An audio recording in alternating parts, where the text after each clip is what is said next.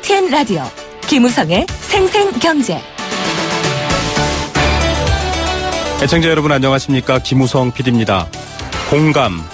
사전에는 이 공감이라는 말이 남의 감정, 의견, 주장 따위에 대하여 자기도 그렇다고 느낌이라고 정의되어 있습니다. 우리는 많은 선택과 결정 그리고 관계에서 공감을 필요로 합니다. 경제 이야기를 매일 들여다보면서 냉철한 결과나 숫자의 증명보다는 공감이 더 중요하다는 생각하게 됩니다. 오늘은 중점 진단 마련해 드립니다. 정부 여당의 주요 경제 정책과 또 학계에서 다양한 연구를 하셨던 분입니다. 김태준 동덕여대 국제경영학과 교수 모셔서 지금의 경제 위기에 대한 진단 또 해법을 공감하는 시간 마련했습니다. 오늘은 또 경제탐구생활 퀴즈 대신 다양한 의견 주신 분들 선정해서 선물 보내드리겠습니다. 50원의 정보 이용료 붙는 샵 0945번 문자 많이 보내주시기 바랍니다. 2016년 6월 16일 목요일 김우성의 생생경제입니다.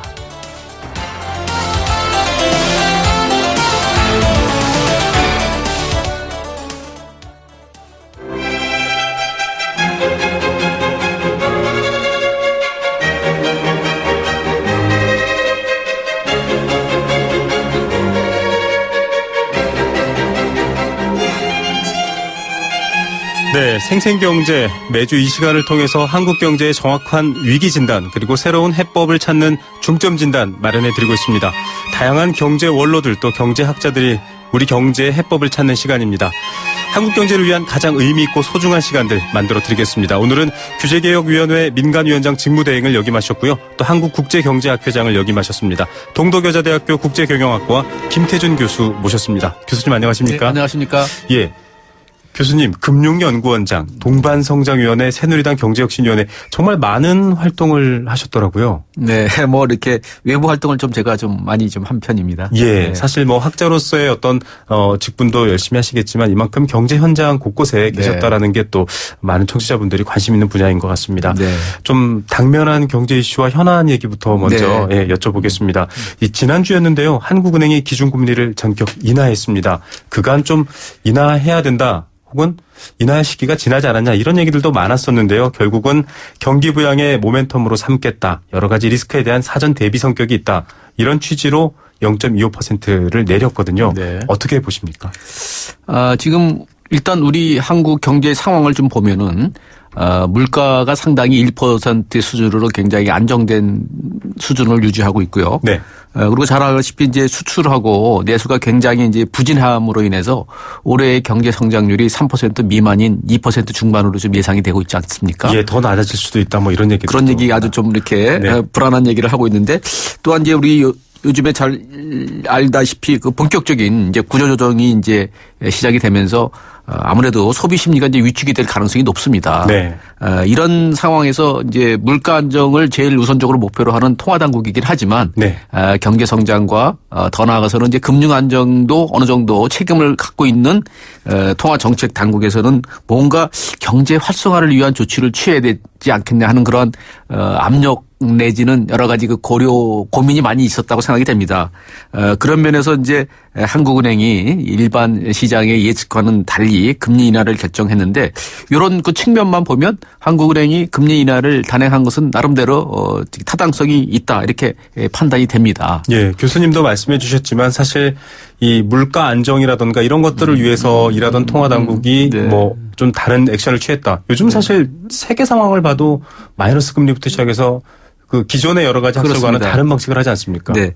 그리고 이제 또 문제는 뭐냐면은 이제 그 미국이 이제 금리 인상의 시점이 아직까지 결정은 안 됐지만 상당히 빠른 시일 내에 금리를 인상한다는 그러한 얘기가 나오고 있기 때문에 네. 미국이 금리 인상을 한 이후에 한국이 금리를 내리기는 상당히 네. 어려운 그런 상황이 될 수가 있기 때문에 네. 금리를 내리려고 하면 사실은 미국이 금리 인상하기 전에 내려야 되기 때문에 네. 요번에 아마 시점을 아마 이렇게 그 미국의 금리 인상 전에로 아마 채택한 것 같습니다. 예, 또 금리를 올렸을 경우에 한국은행의 기준금리를 올릴 수 있는 여력 이런 것들도 필요하기 때문인데요. 네. 예, 이렇게 좀 금융이라든지 여러 경제 관계에 있어서 많은 의사결정을 담당해 네. 오셨는데요. 네. 2008년 글로벌 금융위기 때 네. 한미 통화 수합 체결을 이끄셨다. 네. 사실 그게 굉장히 큰 경제적인 이 안전망이 됐었습니다. 지금도 미국이 금리를 인상하면 이 내외 금리차 축소 같은 것들로 인해서 네. 해외 자본이나 투자가 이동하지 않나 이런 걱정들도 있는데 네. 우리가 외부 위기 상황에 대비하기에 좀 충분할까요? 현재 경제 상황이요? 일단은 뭐 미국이 금리를 인상하게 되면 아무래도 일부 투기성 단기 자금이 이탈은 우리가 예상할 수 있을 것 같습니다. 아무래도 미국의 금리가 높아지니까. 그렇지만 이제 지금 우리 앵커께서 말씀하신 대로 한국 경제가 그래도 아직까지는 이제 펀더멘탈은 네. 뭐 이렇게 다른 나라와는 달리 특히 이제 개도국의 입장에서 보면 굉장히 탄탄한 그런 경제라고 우리가 판단이 되고요. 네.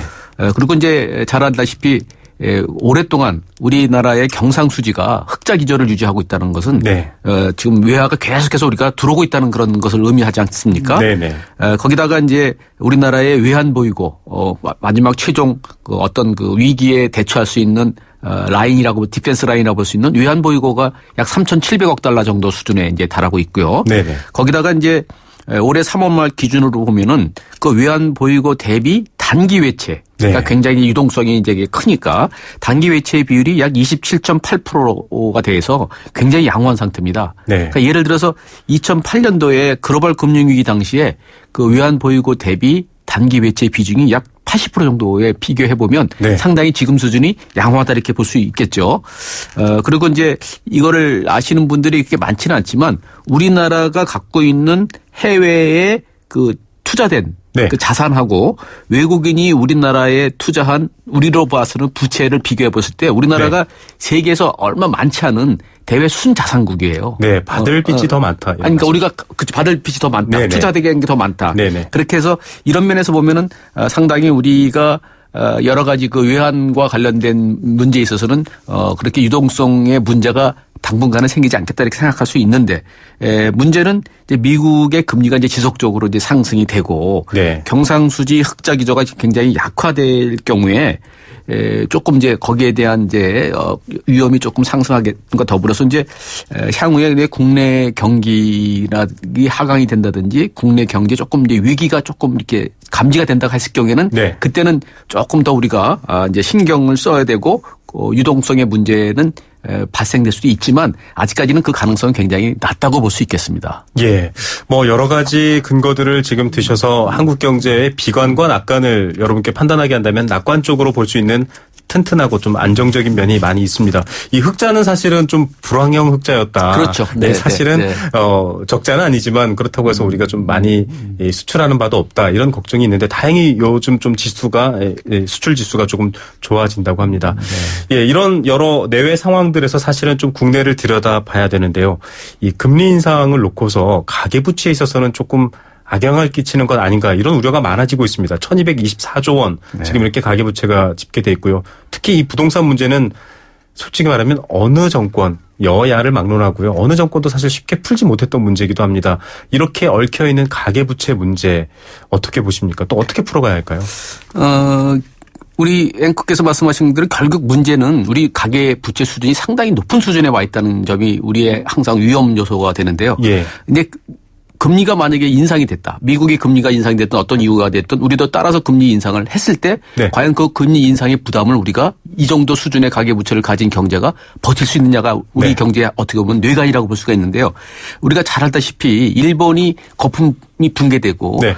미국이 2000년대 초반에 IT 버블이 꺼진 이유 중에 하나가 바로 뭐냐면 너무 과열이 되니까 네. 정부로서는 당연히 금리를 올릴 수밖에 없는 상황으로 가지 않습니까? 네. 그러니까 금리를 올리는 과정에서 결국에는 거품이 꺼진단 말이죠. 네. 그러니까 우리나라 같은 경우에도 이런 비슷한 현상이 초래될 수가 있는 겁니다. 지금 금리를 막 낮추니까 사람들이 막 돈을 꿔서 네. 부동산에 투자를 하라. 투자하기에는 어려우니까 제일 안전하다고 생각하는 부동산에 투자를 하다 보니까 부동산의 그런 여러 가지 가격 상승이 일어나는데 이것이 미국의 금리 인상을 1, 2년 내에 한 2, 3%를 함으로써 한국 경제도 금리를 인상했을 때 그 네. 가계부채를 그다음에 경제는 저성장인 상태에서 소득이 늘지 않는 상태에서 과연 이걸 갚을 수 있을 것인가 하는 네. 문제가 우리가 심각하게 한번 생각을 해야 될 것 같습니다. 네. 이럴 경우에 이제 문제는 뭐냐면은 이게 결국엔 돈을 못 갚게 되는 상황이 발생이 되면 네. 사람들이 자기가 갖고 있는 부동산을 매각을 한다든지 네. 자기가 갖고 있는 부채 수준을 줄여야 되는 그 디레버리징 상태가 발생이 되면 네. 거기서부터 우리나라의 이제 위기가 저는 시작이 될 수 있다. 네. 이렇게 생각이 됩니다. 그래서 우선 이금융권 있지 않습니까? 뭐 네. 저축은행이라든지 무슨 캐피탈이라든지 상호신용금 여기서부터 만약 그런 사태가 벌어지면 이제 위기가 이제 시작이 되면서 네. 그것이 이제 금융권에 은행권 위기로 연결이 되면서 그게 이제 그런 상황이 발생이 되면 금융위기가 곧 이제 외국인 투자 자금이 이제 빠져나가는 그러한 그 외환위기로까지도 연결될 수 있는 그 시나리오가 결국에는 금리 인상에 따르는 가계부채 문제를 우리가 어떻게 이거를 헤쳐나갈 수 있느냐 하는 문제라고 볼 수가 있기 때문에 이게 지금은 아니라고 해서 굉장히 사람들이 이 문제도 덜 신경을 쓰지만 저는 앞으로 미국의 금리 인상에 따르는 2, 3년 내에 이런 상황도 발생할 수도 있다고 생각이 되기 때문에 지금부터 가계부채 문제는 진짜 신중하게 잘 관리를 해야 되는데 그중에서도 저는 일단은 이 문제가 발생하기 전에 과감하고 적극적인 이제 구조 조정을 좀 해서 우리 경제의 체질을 좀 더 개선시켜야 되고 또 이제 이번에 부동산 관련된 LTV DTI 문제 있지 않습니까?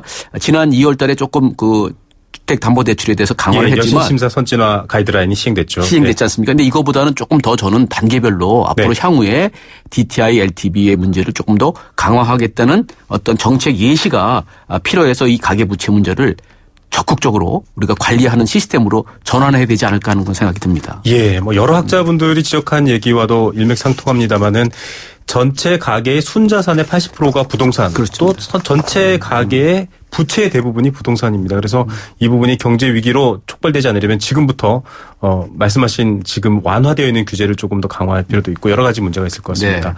자, 중점 진단 동덕여자대학교 국제경영학과 김태준 교수와 함께하고 있습니다. 말씀하신 사실 구조조정 지금 눈앞에 닥쳐 있는 산업의 위기고 또 큰 돈이 걸려 있는 문제이기도 합니다. 이 문제를 안 풀면 사실은 뭐 부동산 문제든 또 가계부채 문제든 쉽게 풀기 어려운 상황이 될 텐데요. 대우조선해양을 시점으로 진행 중인 부실기업 구조조정 문제. 정부가 일단 자본 확충안을 만들었고 자구안도 10조 가까이 나왔지만 이게 지금 문제가 아니다. 좀 원인을 해결해야 되지 않냐 이런 얘기들도 나오고 있고요. 아직은 이 문제 굉장히 아주 뜨거운 감자가 되어 있는 상황입니다. 어떻게 풀어가면 좋을까요, 교수님?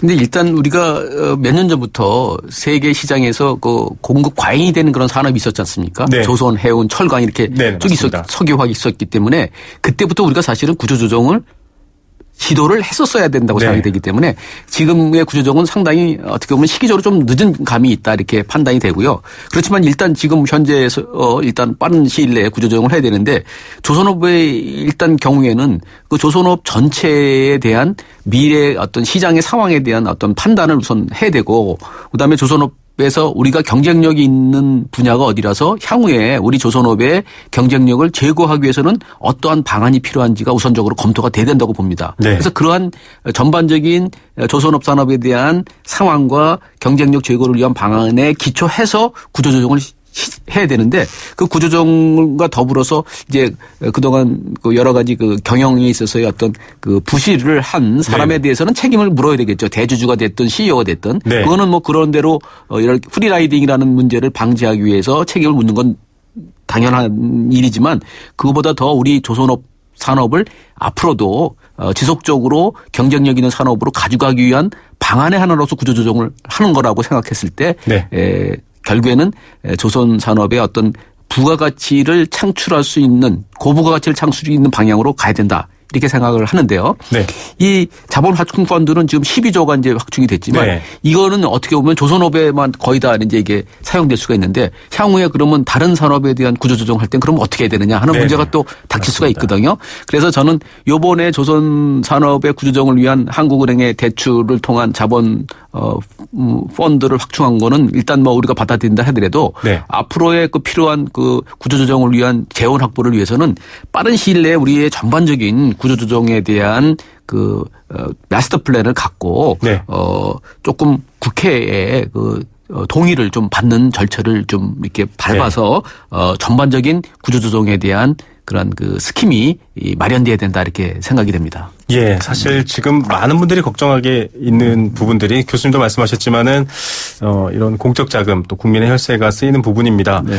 윤중현 전 기획재정부 장관 같은 경우는 이 스테이크홀더라는 표현은 저는 인터뷰에서 처음 봤는데요. 이해 당사자들이 많이 엮여 있다. 산업은행 또 수출입은행 뭐 등등이 있기 때문에 이런 부분에 대한 명확한 책임을 구분해서 빅딜이라던가 이런 네네. 구체적인 네. 해결 방안을 세워야 된다. 이런 그렇습니다. 말씀도 하셨는데요. 네, 어떻게 맞습니다. 저도 전적으로 동감을 합니다. 그러니까 이게 어느 금융만의 재무적인 문제만의 어떤 구조조정이 아니라 전반적인 산업 전체에 대한 구조조정을 하다가 보면은 네. 그거를 그다음에 그 조선업뿐만 아니라 다른 산업과 총체적으로 이 구조조정을 통해서 우리 경제의 어떤 체질을 강화시키려고 하는 그런 그 방향으로 가려고 하면은 아무래도 컨트롤 타워가 딱 있어서 거기서 모든 문제를 이제 논의할 수 있는 게 돼야 되는데 다행히 이제 얼마 전에 그런 컨트롤 타워가 일단은 네. 기재부 장관을 중심으로 만들어졌기 때문에 맞습니다. 그 회의체가 아주 이 구조조정 문제에서 보다 적극적으로 나서서 신속하게 이 방안을 마련했으면 하는 그런 바람입니다. 예, 구조조정에 관련돼서 새로운 스킴 이런 어떤 체계들도 빨리 만들어야 된다라고 말씀하셨는데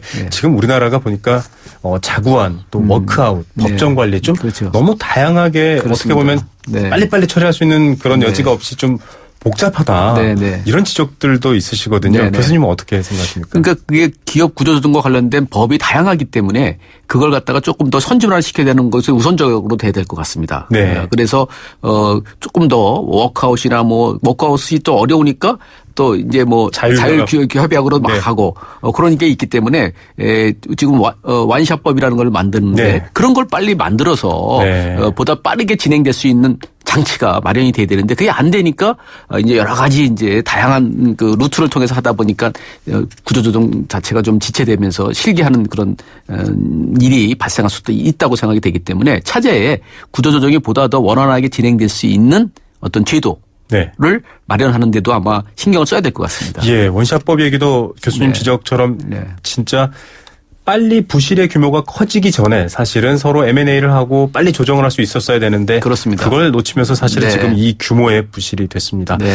이 산업은행, 수출입은행 책임 논란 또 공적 자금에 대한 부담 얘기하지 않을 수가 없습니다. 앞서서 네. 말씀드렸는데요. 시중은행도 지금 충당금 네. 공포에 떨고 있다 이런 얘기도 나오고 있습니다. 네. 금융과 기업 또 금융과 산업 간의 어떤 건전성 지금으로선 네. 좀 문제가 있다라는 인식이 네. 많은데 네. 어떤 노력을 통해서 이걸 좀 바로잡아야 될까요? 저는 이제 산업은행하고 수출입은행의 그러한 그 정부 정책 금융기관들이 네. 사실 실상을 들여다보면 저도 뭐 KDB 리스크관리위원회 위원장을 했지만은 예, 그러셨더라고요. 네, 실상을 들여다보면 그쪽에서는 정부의 여러 가지 구조조정 과정에서 이제 재원을 조달한 거지 실질적으로 네. 그 기업을 저기 컨트롤할 수 있는 그러한 권한이 없다고 봅니다. 예를 네. 들어서 산업은행이 대우조선에 대한 지분이 한 30% 이상을 갖고 있는 대주주지 않습니까? 그럼 대주주가 사실 민간 기업의 대주주라 그러면 그 기업의 인사권이라든지 뭘 다 갖고 있어야 되지 않습니까? 근데 그런 게 없는 그런 대주주가 무슨 그 기업에 대해서 그 감독을 할 수 있겠습니까? 그래서 홍기택 회장이 인터뷰하셨던 내용도 좀 관련이 있을 수 있습니다. 네. 물론 그 조금 다른 얘기긴 하지만 일단 네. 실제적으로 보면은 정부가 예를 들면 옛날에 대우조선이나 대우건설에 문제가 발생했을 때 그걸 해결할 수 있는 건 뭐 공적 기관밖에 없으니까 네. 이제 산업은행으로 하여금 거기에 역할을 하도록 하지만 실질적으로 그 산업은행이 대주주로서 역할을 하려고 그러면 여러 가지 권한을 줘야 되는데 네. 권한이 상당히 없습니다. 그러니까 네. 대표적인 게 인사권이 없으니까. 네. 자, 그럼 이런 상태에서 권한이 없으면서 나중에 문제가 생기면 책임은 네가 져야 된다고 얘기를 해버리면 네. 이 시스템이 이게 작동이 안 되죠. 네. 그래서 저는 이게 향후에 진짜 이런 문제가 발생이 다시 안 되려고 하면 그 공적 자금을 투입했거나 정책 금융을 조달한 그 기관에서 권한과 책임을 동시에 갖는 시스템으로 이제 전환이 돼야 네. 되고 그게 안 되면 이제 다들 무사한 일을 내가 있을 때만 사건이 안 터지면 된다는 무사한 일로 갈 수밖에 없는 네. 게 되기 때문에 그런 식으로 권한을 주고 또 더 나아가서는 뭐냐면 이 공적 자금을 투입해서 구조조정하는 그 범위를 딜 수 있으면 이제는 축소를 해야 되지 그 범위를 상당히 하면 산업은행도 굉장히 많은 그런 지금 네, 기업을 맞습니다. 갖고 있는데 그걸 관리하기 굉장히 어렵죠. 어떻게 현실적으로 관리를 하겠습니까? 네네. 그러니까 그런 면에서 보면은 공적 지원을 하는 범위를 최소화해야 되고 또 더 나아가서는 뭐냐면 어느 정도 그 기업이 경영 정상화가 됐다 그러면 즉각적으로 민간한테 매각하는 그런 네. 절차를 밟아야 됩니다. 그래야 산업은행이 진짜 문제 있는 기업에 대한 그 책임과 권한을 갖고 관리를 할 수가 있지 네. 그렇지 않은 상태에서 방만하게 많은 그런 부실 기업을 쥐고 있으면 전혀 그걸 관리할 수가 없는 시스템입니다. 그래서 이번 네. 차제에 어떤 특정한 무슨 정책 금융기관한테 책임을 묻다기보다는 네. 권한과 책임을 주는 시스템으로 전환을 하고 빠른 시일 내에 정상화가 되면 매각을 하고 네. 요번에 지금 굉장히 우리가 아쉽게 생각하는 부분도 대우조선도 몇 년 전에 이걸 매각을 했었어야 되는데 네. 매각을 못하는 바람에 좀 이런 문제도 또 발생했다 이렇게 얘기가 되지 않겠습니까? 네네. 그래서 공적 자금을 투자할 수 있는 기업의 그 규모 범위를 좀 최소화시킴과 동시에 지금 말씀드린 것처럼 빠른 시일 내에 경영 정서가 될 경우에는 민간에 매각하는 그런 시스템을 우리가 이제 구축을 해야만 되겠다 하는 그런 생각이 듭니다. 예, 교수님 말씀 들어보면 정말 이 자동차와 기름을 제공했는데 핸들이 없었습니다. 결과적으로 지금 단순히 책임 논란을 묻는 것이 아니라 이런 부분에 대한 시스템과 구조를 개선하는 것도 그렇죠. 병행돼야 된다라는 고견을 주셨습니다. 동반성장위원회의 위원도 역임하셨는데요. 이 중소기업과 대기업이 상생이 아니라 아직까지는 살생이 되고 있다. 이런 목소리가 큽니다. 이런 분야는 좀 어떻게 풀어가면 좋을까요, 교수님? 물론 이제 많은 부분에서도 이제 그 상생이 이루어지고 있는 부분이 많이 있습니다. 근데 네. 또 일부 또 이제 그렇지 못한 부분이 있는데 네. 일단은 우리가 뭐 동반성장위원회 같은 것도 만든 이유가 결국에는 대기업과 일반 중소기업이 같이 윈윈하자는 그런 기본적인 취지에 공감했기 때문에 그런 게 이루어졌다고 볼 수 있지 않겠습니까? 네네. 근데 그럼에도 불구하고 이제 많은 또 사람들은 또 아직도 그게 부족하다 이렇게 말씀을 하시는데 저는 일단 모든 걸 다 떠나서 중소기업과 다양한 경제 분야에서 이제 대기업이 공존하기 위해서는 일단은 조금 공정한 시장 경쟁 질서가 확립이 되지 않겠냐. 네, 그러니까 공정해야 한다. 공정해야 된다. 근데 그 공정이라는 개념이 그 뭐냐 이렇게 이제 물을 수가 있는데 공정이라는 것도 어떻게 보면은 이제 우리가 이제 권투라든지 이런 거 뭐 할 때 네. 급이 있지 않습니까? 레슬링이나 급이 있고 룰도 있고요. 룰도 있지 않습니까? 네네. 급이 근데 무제한 급 있지 않습니까? 네네. 그거는 그냥 뭐 아무나 이제 결국에는 경쟁을 하는 건데 네. 이 우리나라에서 중소기업과 대기업의 무제한급 경쟁은 사실은 바람직하지 않지 않습니까? 네. 그러니까 다들 이렇게 체급이 있는 것처럼 네. 그것까지 감안을 한 그러한 네. 경쟁 질서. 그걸 이제 저는 이제 어떻게 보면은 영어로 하면 레벨 플레이닝 필드라고 해가지고 네. 기울어진 운동장이 아니라 네. 서로 평평한 운동장이라고 얘기를 할 때는 각자의 조건에 부합하는 그런 경쟁. 네. 경쟁. 그게 진정한 공정이지 않겠느냐. 네네. 그래서 그러한 공정한 시장 질서를 확립을 해서 네. 경쟁이 이루어지도록 노력을 할 때 서로 상생이 되지 않을까. 근데 그게 아니라 자유시장 경제인데 서로 열심히 해서 경쟁해서 이기면 되는 거지 이렇게 생각하는 네. 것보다는 네네.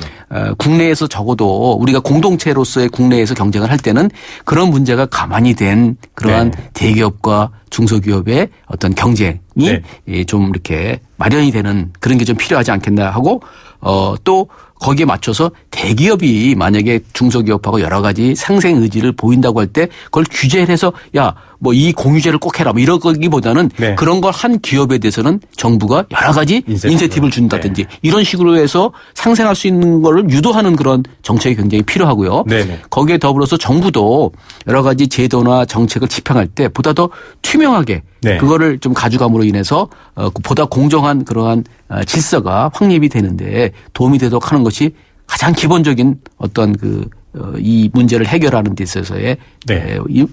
여건이 아닐까 이렇게 생각이 듭니다. 예, 아니 공정 당연한 네. 얘기다라고 네. 생각하셨겠지만 지금 들어보신 것처럼 그 안에는 아주 세부적인 이런 노력들이 필요합니다. 그리고 통제하고 억제하는 것보다는 스스로 네. 원해서 하도록 만들어주는 여러 가지 인센티브들. 이 방송을 청취자분들이 들으실 게 아니라요. 이런 정책 당국자분들이 좀 들으셨으면 하는 바람도 네. 있습니다. 벌써 얘기했는데 20분 가까이 지나고요. 항상 중증 진단에 여러 학자 원로분들 나오시면 얘기하다 보면 시간 가는 줄을 모르는 네. 것 같습니다. 저희 청취자분들 많이 아쉬우실 텐데요. 저 문자 사연 많이 보내주시고요. 다음 주에 또 교수님 한 번 더 모셔서 이런 경제 현안 해법 또 희망은 없는지 이런 얘기들도 나눠보도록 하겠습니다. 교수님 오늘 말씀 여기까지 듣겠습니다. 네. 감사합니다. 네, 감사합니다. 네. 지금까지 동동여자대학교 국제경영학과 김태준 교수였습니다. 네, 중점진단 다음 주에도 이어드릴 예정이고요. 여러분들의 사연 받고 있습니다. 일산 원마운트 워터파크 티켓도 드리고 있고요. 알칼리 생수 A수 한 박스 선물로 보내드리고 있고요. 여행 스케치 공연 티켓도 선물로 드리고 있습니다. 여러분들의 의견 또 경제에 대한 생생경제에 대한 다양한 생각들도 문자 보내주십시오. 유료입니다. 50원의 정보 이용료 긴 문자는 100원입니다. 샵 0945번 문자 그리고 스마트폰 앱 예스로도 함께 하실 수 있습니다. 남의 시선을 의식하지 않는다. 가슴 뛰는 모험과 도발을 즐긴다. 이 녀석은 자꾸 나를 유혹한다. 온몸의 감각이 깨어나는 드라이빙의 전율. 이것이 정우성이 GS를 선택한 이유. Rule the power. GSF. 모든 순간이 감동이다. 렉서스. 네, 생생경제 포스코와 함께했습니다. 잠시 후 2부에서 이어드립니다. YTN 라디오 캠페인 물 없는 한라산, 물 없는 제주 바다를 상상할 수 있나요? 제주의 아름다운 자연과 풍경은 깨끗하고 건강한 물이 있기에 가능합니다. 제주를 아름답게 만들어주는 건강한 물은 우리의 몸과 마음도 아름답게 만들어줍니다. 건강한 몸과 마음을 지키는 이유, 아름다운 물을 사랑하고 지키는 일에서부터 시작됩니다. YTN 라디오 아름다운 물 캠페인은 광동제약과 제주특별자치도 개발공사와 함께합니다. 안녕하세요. 유준상입니다. 5남매의 맏형, 한 여자의 남편, 2 아이의 엄마, 9 직원의 대표. 누군가를 지키기 위해 힘써온 당신의 또 다른 이름은 사장님입니다. 그런 당신을 이제 노란우산 공제가 지켜드리겠습니다. 연 300만원 소득공제는 물론 압류 금지로 보호받고 연 복리 이자에 상해보험 무료 가입까지 노란우산 공제와 함께하면 사업을 시작할 때도 사업이 끝난 후에도 든든합니다. 사장님의 희망자산 노란우산 공제.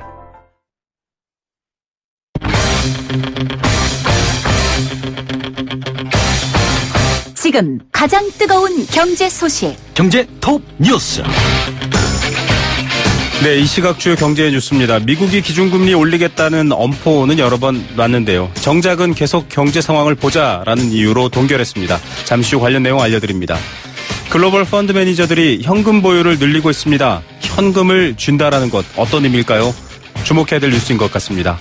앞으로 안경점, 가구점 등에서는 현금 영수증을 의무적으로 발급해야 된다고 합니다. 이 시각 가장 뜨거운 경제 뉴스 비즈니스워치 김춘동 기자 연결해서 알아봅니다. 안녕하십니까? 안녕하세요. 네, 기준금리 오른다라는 얘기, 이 전망하는 뉴스들만 해도 정말 수천, 수만 개의 뉴스가 나오는데 네.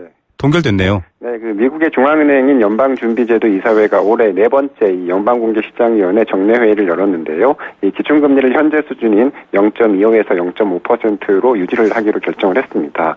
말씀하신 대로 애초에 이번 달에 좀 미국이 금리를 올리지 않을까 이런 전망이 좀 있었는데 최근에 나온 고용지표가 좀 좋지 않게 나오면서 이 경제 성장이 좀 주춤하고 있고요. 또 특히 영국의 유럽연합 탈퇴를 말하는 브렉시트 국민투표가 좀 일주일 정도 앞두고 있다 보니까 이 글로벌 금융시장의 불안이 커지면서 이 금리 인상을 재차 좀 미룬 것으로 좀 풀이가 되고 있습니다. 예. 그러면 이 몇 차례 올린다 이런 것조차도 뉴스가 되고 있는데 네. 7월도 유망했거든요. 언제쯤 올릴 것으로 전망됩니까? 연준은 지난해 12월에 기준금리를 올리면서 이 제로금리 시대를 마감을 했습니다. 그러면서 올해 4차례 정도 이제 금리 인상을 예고를 하긴 했는데 현재 추세대로면 2차례 정도가 최대치가 될 것으로 보입니다. 연준은 이번 회의에서 올해 언제 금리를 올릴지는 좀 시사하진 않았는데요. 이 제넷 옐런 의장은 이르면 다음 달에도 금리를 올릴 수 있다. 이런 가능성은 열어뒀습니다. 다만 올해 11월 8일로 예정된 미국의 대선 전까지는 금리 인상이 어려울 수도 있다. 이런 전망도 만만치 않은데요. 이 미국은 물론이고 이 글로벌 경제 상황을 조금 더 지켜본 뒤에 이 추가 인상 시기를 좀 잡을 것으로 보입니다. 예, 올린다라고 해서 올리는 게 아니라 정말 많은 변수가 있는 것 같습니다. 네. 이런 가운데 글로벌 펀드 매니저들이 현금 보유량을 늘리고 있다. 이거 어떻게 이해해야 됩니까? 네, CNN 머니가 이 뱅크 오브 아메리카 메릴린치의 보고서를 좀 인용을 해서 보도를 했는데요. 최근에 글로벌 펀드 매니저들의 현금 보유 비중이 이 9.11 테러로 불안했던 2001년 11월 이후에 가장 높은 수준으로 뛰어 올랐다고 합니다. 이 평균 현금 보유 비중은 이달 들어서만 5.7%가 상승을 했다고 하는데 2008년 글로벌 금융위기는 물론이고요. 이 미국 의회가 이 부채 한도 증액 합의를 미루면서 이 디폴트 위기가 거론되던 2011년 수준도 좀 웃도는 수치라고 합니다. 네, 이렇게 현금을 준다. 결국 시장이 아주 좋지 않다. 이런 의미일까요? 네, 맞습니다. 그만큼 불안감이 크다는 건데요. 이 최대 불안 요소는 좀 전에 말씀드린 좀 브렉시트가 꼽혔습니다. 최근에 여론조사에서 이 브렉시트 찬성률이 좀 오르면서 이 불확실성이 좀 더 커지고 있는데 영국이 유럽연합을 탈퇴하면 다른 국가들의 좀 동조 탈퇴가 이어지면서 이 유럽연합의 경제 공동체 실험이 좀 수포로 돌아갈 수 있고요. 그러면 이 유럽 경제가 혼돈에 빠질 수 있다는 좀 우려가 커지고 있습니다. 우리 정부도 오늘 이 거시 경제금융회의를 열었는데 이 미국의 기준금리 동결 또 이 브렉시트 투표에 따른 대내외 위험률도 점검을 했습니다. 예, 한 대륙 안에 수십 개의 나라가 있는 곳인데요. 이 불안함 세계 경제를 뒤흔들고 있습니다. 다음 달부터 가구점, 안경점에서도 현금 영수증을 의무 발행해야 된다. 이런 얘기가 나왔네요. 네, 국세청이 지난 2월에 소득세법 시행령 개정에 따라서 이 가구점과 안경점, 가구 소매업, 전기용품 조명장치 소매업, 의료기구 소매업 등 이 소매업 5개 업종을 이 현금 영수증 의무 발행에 추가를 했습니다. 이에 따라서 이들 사업자들은 매달 1일 거래분부터 건당 10만 원 이상 현금을 거래를 할 때는 이 소비자가 요구하지 않더라도 현금 영수증을 발급을 해야 됩니다. 이 거래 상대방의 인적사항을 몰라도 이 거래일로부터 5일 이내에 국세청 지정번호로 좀 발급을 해야 하고요. 이번에 추가된 의무 발행 업종 사업자 수는 약 7만 5천 명쯤 된다고 합니다. 예, 의무 발행 말 그대로 의무인데 만약에 발급하지 않으면 어떻게 됩니까? 그 부가가치세를 포함해서 해당 거래 대금의 50%가 과태료를 부과됩니다. 의무 발행 업종 사업자는 개업일로부터 3개월 이내에 현금 영수증 가맹점에도 가입을 해야 되는데요. 이를 어기면 해당 업종 수입 금액의 1%가 가산세로 부과가 됩니다. 이 소비자들은 그 의무 발행 업종 사업자와 10만 원 이상 거래를 했는데 영수증을 받지 못한 경우에는 이 거래일로부터 5년 안에 이 거래 사실을 확인할 수 있는 서류를 첨부를 해서 이 국세청에 신고를 할 수 있는데요. 그러면 신고 금액이 20%까지 포상금도 받을 수 있다고 합니다. 예, 작은 이익이 아니라 좀 큰 이익을 생각해 봐야 될 것 같습니다. 관련된 내용일 수도 있는데 정부가 이제 다운 계약하는 이런 부동산 불법 거래 근절에 나섰죠. 네, 국토교통부가 이 부동산 거래 신고 등에 관한 법률 제정에 따라서 이 관련 시행령과 시행규칙 제정안을 마련을 해서 입법력을 했습니다. 앞으로는 주택법에 따른 30세대 이상 공동주택, 또 30가구 이상 단독주택, 30실 이상의 오피스텔 등에 대한 분양 계약을 하는 거래 당사자들은 이 부동산 거래 내용을 해당 자치단체에 신고를 해야 됩니다. 최초 분양 계약 시 탈세 목적으로 이 계약 금액을 낮게 신고하는 다운 계약이나 또 은행 대출금을 늘리기 위해서 이 높게 신고한 업계약을 예방하기 위한 조치로 좀 보시면 될 것 같습니다. 예, 청문회에서도 다운 계약 이런 말들 많이 등장했습니다. 허위 계약을 했던 사람들 자진 신고하면 좀 감면받기도 한다고요? 네, 허위 신고 사실을 신고관청에 조사 전에 이 자진 신고를 하고 이후에 허위 신고 사실이 좀 밝혀져도 이 과태료를 좀 전액 면제해주겠다는 건데요. 또 이렇게 조사가 시작을 했더라도 이 증거 자료 제출 등에 좀 협조를 잘하면 과태료의 50%를 좀 줄여주기로 했습니다. 아울러서 이 부동산 거래 신고 기한을 넘긴 경우에 이 과태료도 이 기존에 10만 원에서 300만 원 정도 수준에서 10만 원에서 50만 원 수준으로 좀 대폭 줄였는데 이 단순 실수나 제도 자체를 잘 몰라서 지연 신고하는 경우가 많은데 이 과태료가 과하다 이런 지적에 따른 거라고 합니다. 예, 2000년대 이후에 온라인 쇼핑 폭발적으로 성장했습니다. 15년간 매년 22%씩 성장했다고 하는데 네. 특히 여행 분야 온라인 쇼핑 거래가 눈여겨볼 만하네요. 네, 국내 온라인 쇼핑 거래는 꼭 20년 전인 96년 6월에 시작을 했다고 하는데요. 오프라인 거래를 좀 빠르게 좀 대체를 하고 있습니다. 통계청의 자료인데 지난해 온라인 쇼핑 거래액이 53조 8천억 원에 달했습니다. 2001년에 3조 3천억 원대였으니까 16배 이상 늘어난 거고요. 15년간 매년 22%씩 성장한 셈입니다. 이 모바일 쇼핑 거래액은 더 가파른데 최근 3년간 연평균 성장률이 93%로 웃돌았습니다. 지난해 온라인 쇼핑에서 모바일이 차지한 비중도 45%에 달해서 이제는 좀 모바일 쇼핑이 좀 대세로 자리 잡는 분위기입니다. 예. 자, 오늘 톱 뉴스 중에 톱 어떤 걸로 꼽을까요? 네, 글로벌 금융시장에 좀 뉴스를 꼽고 싶은데요. 미국의 금리 인상도 그렇고요. 또 영국 브렉시트도 좀 이 글로벌 시장에 가장 좀 파급력이 큰 뉴스들인데, 게다가 우리나라 경제 같은 경우는 좀 구조조정 이슈도 엮여 있는데요. 좀 안전띠를 잘 좀 메고 좀 준비를 잘 해야 될 것 같습니다. 예, 안전띠 이게 뭘지 좀 많이 고민해 봐야 될 것 같습니다. 오늘 뉴스 여기까지 듣겠습니다. 감사합니다. 네, 감사합니다. 네, 비즈니스워치 김춘동 기자였습니다.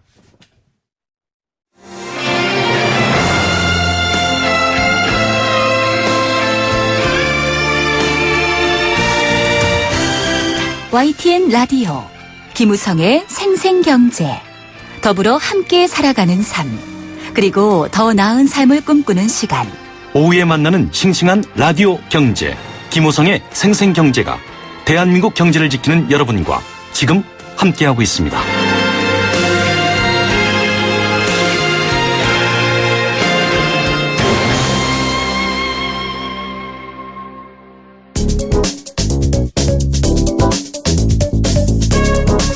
알면 도움되는 세무회계 이야기 똑똑한 경제생활 네, 똑똑한 경제생활 알면 알수록 세무회계에 도움을 받을 수 있는 시간입니다. 똑똑한 경제생활을 도와주는 사람 똑경사입니다. 예, 오늘도 손정한 회계사님 모셨습니다. 안녕하십니까? 네, 안녕하십니까? 예, 매주 목요일 이렇게 좋은 목소리가 들려와서 많은 분들이 귀를 쫑긋한다라는 얘기가 있습니다. 지난주에 저희가 좀 어려운 얘기 하다가 뒷부분에는 이제 창업을 하거나 요즘 뭐 퇴직하고 자영업 여시는 분들 많은데 이게 법인으로 내가 등록을 해야 되나 아니면 개인 사업자로 등록해야 되느냐 이런 얘기 좀 하다가 말았거든요. 조금 다시 한번 설명해 봐야 될 것 같습니다. 법인 사업자와 개인 사업자 이게 어떻게 다른 거죠? 예. 지난번에 이제 방송했던 걸 잠시 좀 요약해드리면요. 예, 법인 사업자의 경우에는 이제 뭐 설립 절차와 자금 인출이 까다로우며 설립 비용이 높고 그다음에 이제 대규모 자본 조달이 용이한 점이 있습니다. 네. 예. 이에 반해서 이제 개인 사업자의 경우에는 설립 절차와 자금 인출이 간단하고 설립 비용도 낮으며 소규모 사업에 더 적합합니다. 예. 그런데도 좀 많은 분들이 법인 사업으로 등록해야 될지 개인 사업자로 등록할지 고민하는 이유들이 많거든요. 요즘 좀 사례들도 있고요. 그렇게 고민하는 이유는 뭘까요? 예. 과거에 비해서 과거에는 이제 소규모 자영업자는 거의 고민을 안 하셨습니다. 왜냐하면 과거에는 상법 규정에 따라서 법인 설립 시 최소 자본금이 5천만 원 이상의 3인 이상의 이사가 필요하므로 소규모 사업자는 돈이 별로 없으니까 고민하실 필요가 없고 대부분 네. 다 이제 개인 사업자로 사업을 시작하셨습니다. 네네. 현재는 이에 반해서 이제 법인의 경우에도 자본금이 100원 이상이고 1인 회사로 법인 설립이 가능해서 설립 문턱이 매우 낮아졌고요.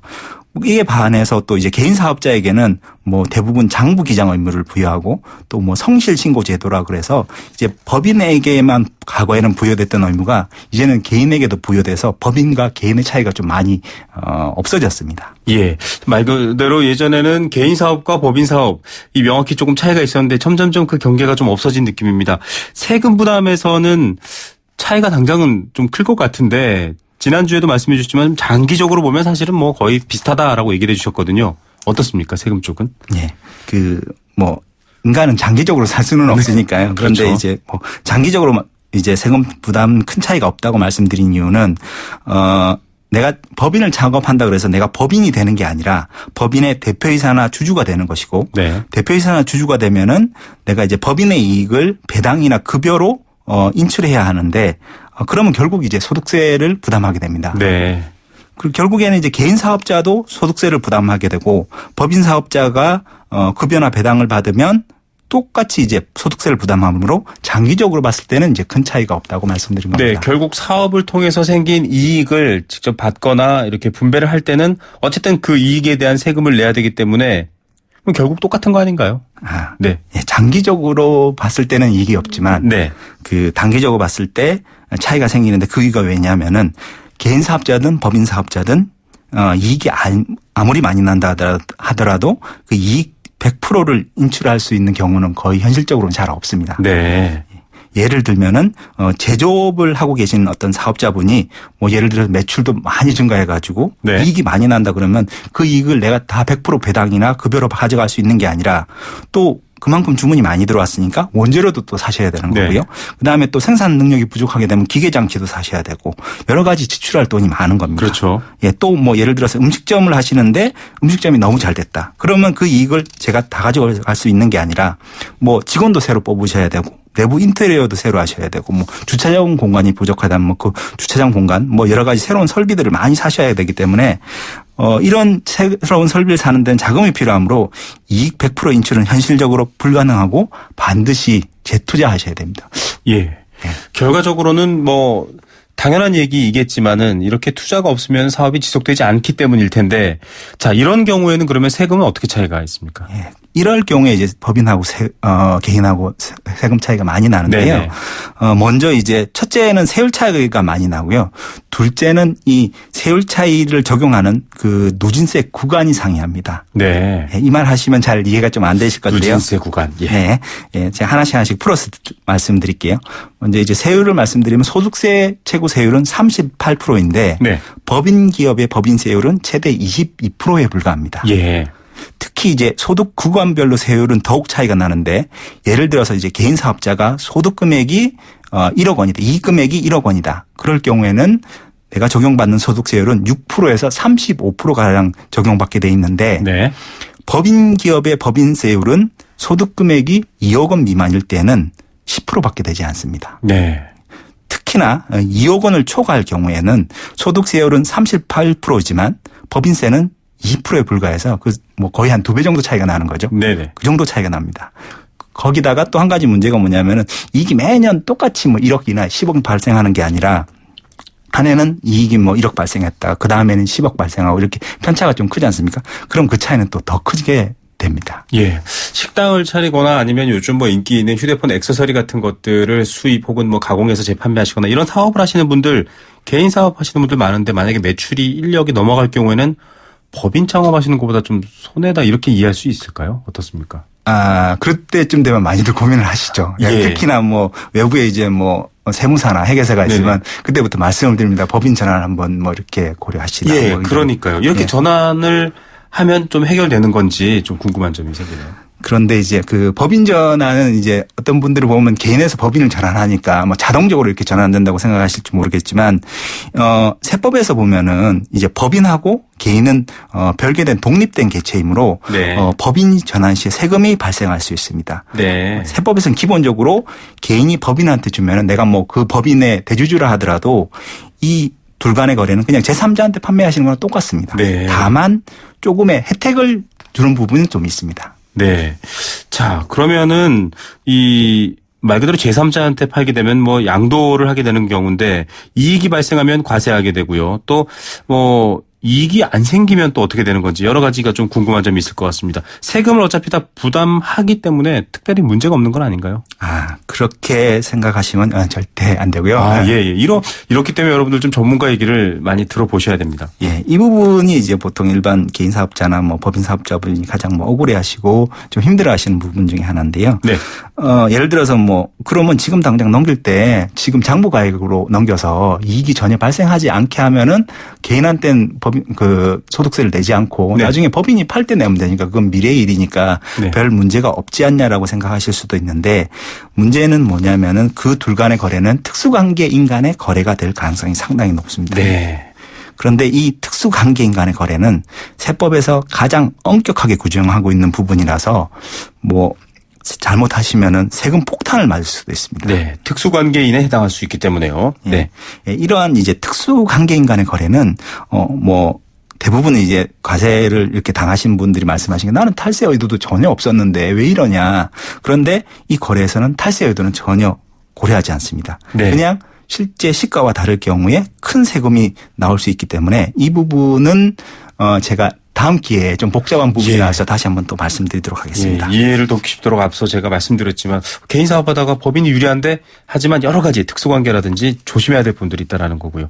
자, 법인으로 그러면 전환하는 방법 어떻습니까? 예, 법인 전환하는 방법은 두 가지가 있는데요.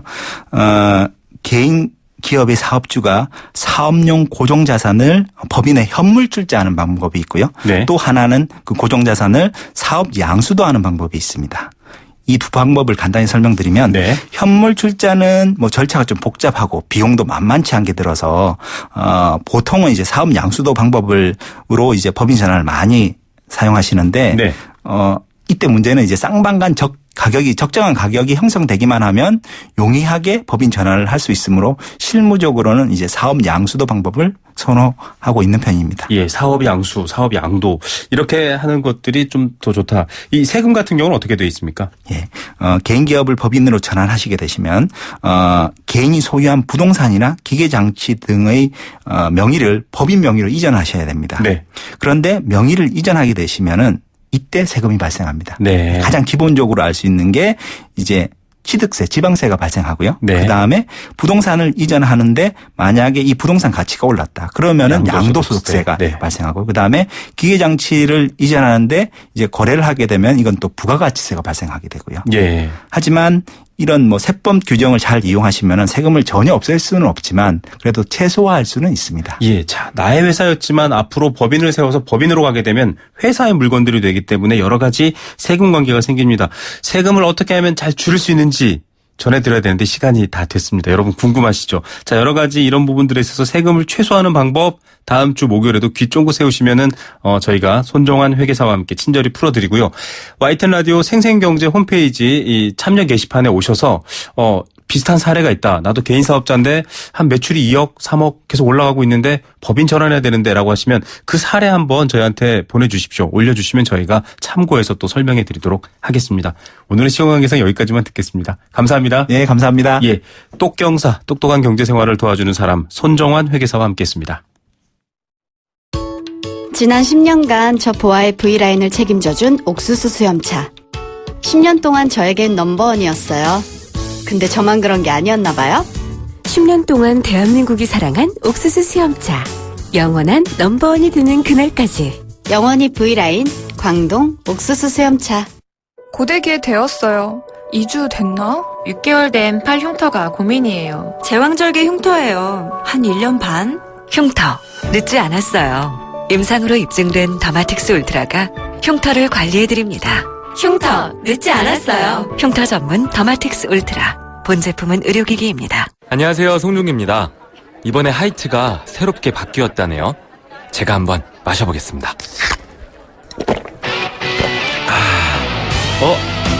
나도 모르게 원샷 해버렸네. 넘어가는 맛이 좋은 올뉴 하이트. 원샷은 하이트.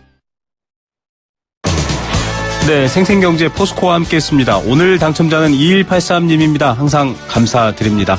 내일 이 시간 다시 찾아오겠습니다. 김우성의 생생경제였습니다.